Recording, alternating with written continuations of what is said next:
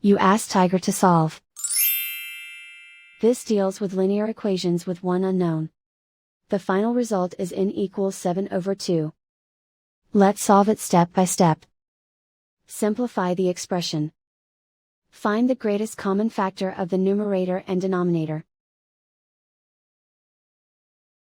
Factor out and cancel the greatest common factor.